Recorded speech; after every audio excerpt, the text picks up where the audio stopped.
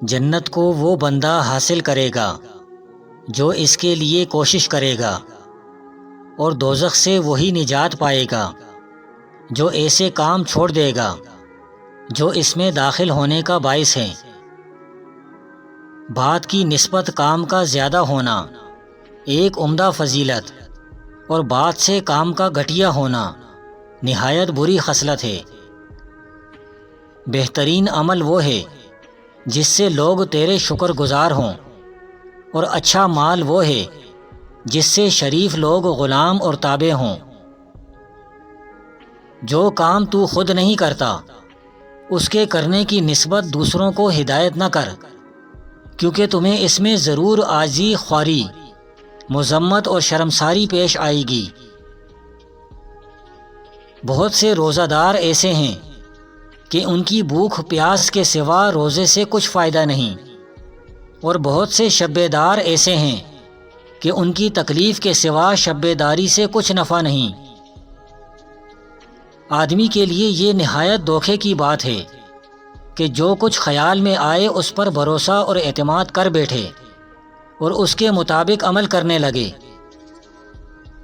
لوگوں، ایک پکارنے والے نے پکارا اور ایک نگہبانی کرنے والے نے تمہاری نگہبانی کی، پس تمہیں چاہیے کہ اس پکارنے والے کی بات سنو اور اس نگہبانی کرنے والے کی پیروی کرو۔ اے اللہ کے بندو، اللہ پر یقین کر کے نیک عمل کرو، اور اس کے عذاب سے ڈر کر اللہ کا کلام سن کر اس کا اثر دل پر رکھو۔ اس کے عذاب سے کانپ کر نیک عمل کرو، نیک اعمال میں جلدی کرو، جاہلیت کے فخر سے پرہیز کرو، اور اپنی اہمیت کی بڑائی سے باز رہو۔ آدمی کا سب سے بڑا مشغلہ فضول کاموں میں پڑنا اور بیکاری ہے۔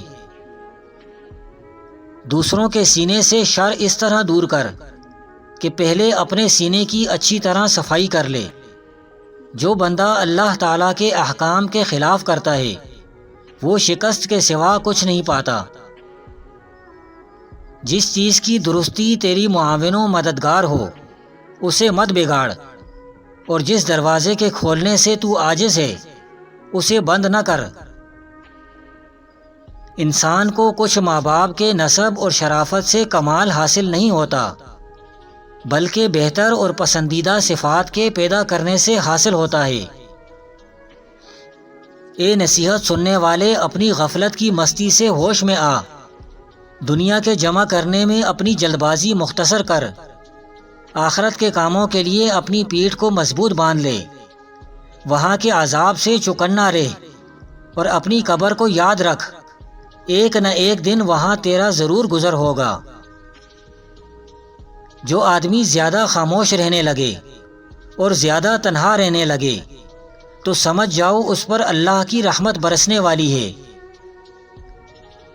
خوشی ہے اس بندے کے لیے جو عمل کرنے میں موت سے پہل کرے اور آخرت کے لیے خالص عمل کمائے۔